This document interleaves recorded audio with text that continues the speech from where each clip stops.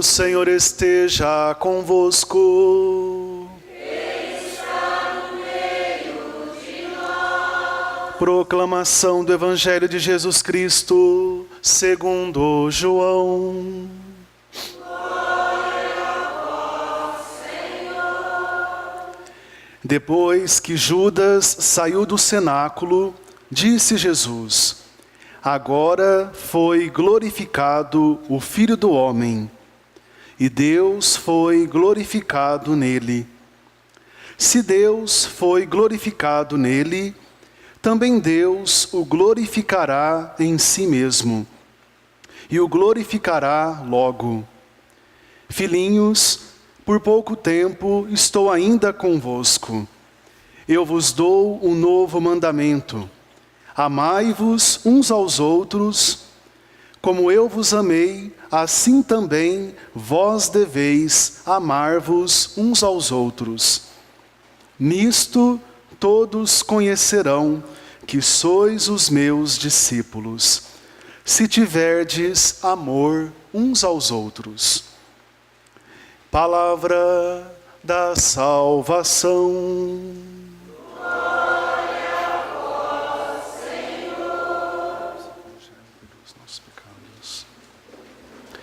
Nisto todos conhecerão que sois os meus discípulos, se tiverdes amor uns aos outros. Queridos irmãos, queridas irmãs, uma graça de Deus estarmos unidos nesta noite, em torno da palavra, em torno do altar, para a celebração da Eucaristia. Com toda a igreja, já celebrando o 5º domingo da Páscoa. E nós observamos, meus irmãos, nos últimos domingos, e hoje não é diferente, que a liturgia da palavra tem nos falado de duas igrejas. A igreja peregrina, militante nesta terra, da qual fazemos parte, graças a Deus, desde o dia do nosso batismo. Somos filhos e filhas da igreja, pelo sacramento do batismo que recebemos. Mas a liturgia, já há alguns domingos, tem nos chamado a atenção para a igreja do céu, para a igreja triunfante, que São João, na segunda leitura, chama de novo céu, nova terra, nova Jerusalém. Meus irmãos e irmãs, é para lá que nós caminhamos. A Páscoa de Cristo inaugurou para nós um novo tempo. A Páscoa, vitória do Senhor sobre a morte, nos traz esta grande certeza que a nossa vida não acaba com o sofrimento, não acaba com a doença, tampouco com a morte física. Aliás, a nossa morte física, na verdade, será a Páscoa definitiva, passagem deste mundo finito, perecível, para o mundo de Deus, o mundo eterno, infinito. Meus irmãos e irmãs, a experiência de fé no Senhor Jesus ressuscitado nos traz esta certeza. Por isso, o cristão não deve se deixar abalar ou abater pelas adversidades da vida. Aliás, hoje na preleitura, os apóstolos Paulo e Barnabé falavam exatamente isso. É preciso passar por muitas tribulações para entrar no reino dos céus. Para nos ensinar o seguinte, meus irmãos, que a nossa vida neste mundo é um combate. Nós sabemos disso. A partir do momento que nós nos decidimos por Cristo, por viver uma vida nova, de ressuscitados, de santidade, nós abalamos o inferno. Porque o inimigo de Deus torna-se o nosso inimigo também. Por isso nos prova, nos tenta, quer o inimigo nos arrancar do caminho do Senhor. Mas a fé no ressuscitado, essa expectativa alegre da Nova Jerusalém, da igreja triunfante, é que deve confortar e consolar o nosso coração diante das intempéries, dos altos e baixos da vida. Então, meus irmãos, uma vez mais, a palavra de Deus vem nos falar que a figura deste mundo é efêmera, é passageira. O cristão, portanto, não pode assegurar a sua vida, ancorar a sua vida nas coisas deste mundo. Nós não podemos, meus irmãos, escravizar o nosso coração, por exemplo, no dinheiro, nos bens materiais, nos afetos humanos.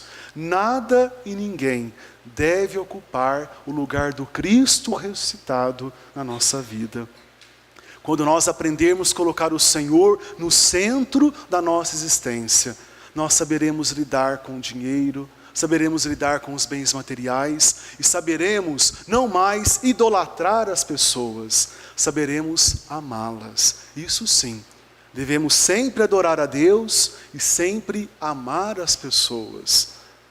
É nesta ordem, necessariamente, adorar a Deus e amar o nosso próximo, como o Senhor tem nos amado.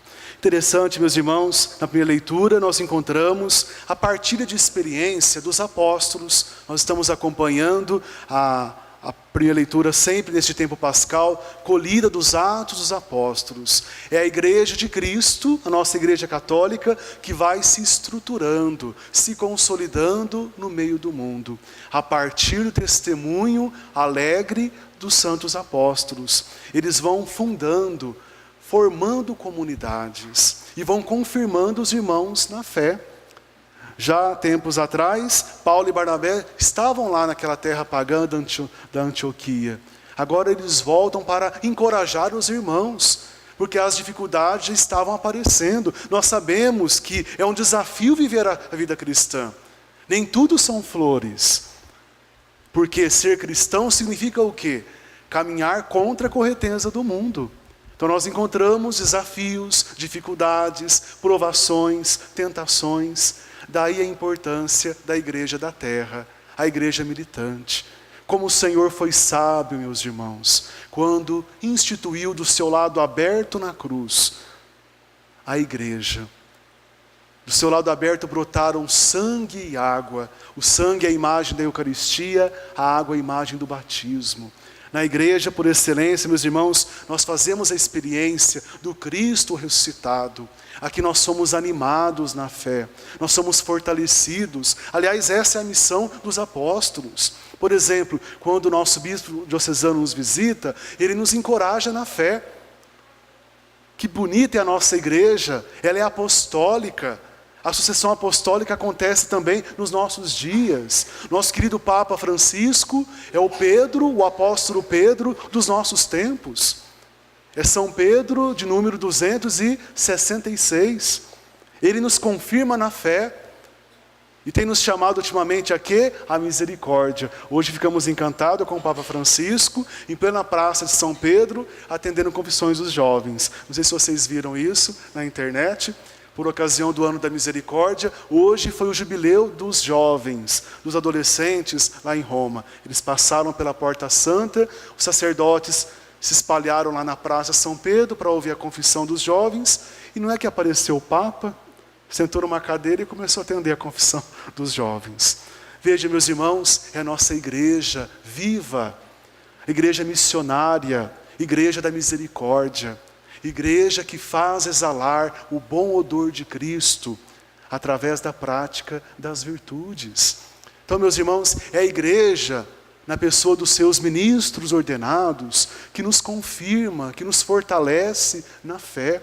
Por isso nós não podemos abrir mão da nossa participação na igreja, principalmente no momento da celebração da Eucaristia, porque escutamos sempre uma palavra de vida, de ânimo, também que nos chama à conversão. Comungamos o corpo, o sangue, a alma e divindade de Cristo. Nós sempre fazemos a experiência da vida nova, da transfiguração, cada Santa Missa que nós participamos. E de missa em missa, meus irmãos, nós vamos nos preparando para este novo céu, para essa nova terra, esta nova Jerusalém que nos aguarda na eternidade, onde haveremos de contemplar o Cordeiro imolado, agora glorioso, triunfante, ressuscitado, a Santíssima Virgem e todos os santos e santas da nossa devoção. Então, meus irmãos, vamos trazer para a nossa vida este ensinamento. Nenhum problema, nenhuma dificuldade é maior do que o amor de Deus por nós. Na igreja, participando ativamente da nossa comunidade cristã, fortalecidos na fé, nós aprendemos a superar os problemas ou nos santificamos nas nossas dificuldades. O Evangelho, igualmente maravilhoso, meus irmãos, vem nos falar do testamento, da herança que nosso Senhor nos deixou. É o contexto aqui da última ceia. Nosso Senhor já tinha lavado os pés dos seus apóstolos. E Ele deixa então o testamento. Eu vos dou um novo mandamento. Amai-vos uns aos outros, assim como eu vos amei. Veja, meus irmãos, por que Jesus usa esse predicado, este adjetivo novo? Se o mandamento do amor já existia no Antigo Testamento, amar a Deus sobre todas as coisas. Porque na verdade, meus irmãos, lá no Antigo Testamento, o povo de Deus amava os familiares, amava entre eles os amigos, as pessoas que tinham afinidade entre si, pessoas do mesmo clã, da mesma tribo ou do mesmo povoado. Qual é o diferencial de Jesus quando institui um mandamento novo do amor? Que o amor, na verdade, deve alcançar toda criatura humana. Jesus veio a este mundo não para salvar apenas um grupo, apenas um povo, apenas uma nação, mas Jesus derramou sangue na cruz para salvar todo o gênero humano. Portanto, meus irmãos e irmãs, ninguém está excluído do amor redentor, do amor salvífico de nosso Senhor Jesus Cristo. É novo, porque com Jesus nós aprendemos a amar não apenas aqueles que nós gostamos de amar, ou que nos convém. É fácil a gente amar e servir quem nos ama e quem nos serve. É tranquilo, que mérito temos nisso, em amar quem nos ama, em amar quem nos faz o bem? Mas o grande desafio consiste em amar aqueles e aquelas que humanamente não mereceriam o nosso amor. O amor aos inimigos, o amor àqueles que nos perseguem, que nos prejudicam, que nos ofenderam no passado ou nos ofendem no presente. Aliás, nosso padroeiro, São João Paulo II, nos deixou um belíssimo testemunho de amor ao próximo, de amor ao inimigo. Vamos lembrar aquele episódio terrível, né? Na década de 80, parece que foi no dia de Nossa Senhora de Fátima, 13 de maio, 83, não sei, 83, não lembro o ano, mas um atentado contra o Santo Padre João Paulo II. Tentaram matá-lo, nós sabemos bem a história. E o Papa, depois de recuperado, o que fez? Foi lá na cadeia, dar o perdão, levar o amor de Cristo ressuscitado àquele homem. Meus irmãos e irmãs, nós no lugar de São João Paulo II, será que faríamos a mesma coisa? Hoje, nós somos capazes de elevar a Deus uma prece, uma oração por alguém que nos persegue, por alguém que nos ofende, que pisa no nosso calo? É fácil a gente interceder, rezar pelos familiares, pelos amigos, por aquelas pessoas que nos são caras, são especiais para nós. Mas, meus irmãos, o desafio está em amar, acolher e rezar aqueles que não merecem nada de bom da nossa parte. Meus irmãos e irmãs, façamos um sincero exame de consciência à luz desta liturgia da palavra. O que identifica, o que distingue um cristão, um seguidor de Jesus neste mundo, é a capacidade que ele tem de amar como Cristo tem nos amado. É a última frase do Evangelho de hoje, que eu penso que resume todo o ensinamento desta Santa Liturgia. Nisto todos conhecerão que sois os meus discípulos, se tiverdes amor uns aos outros. Amém?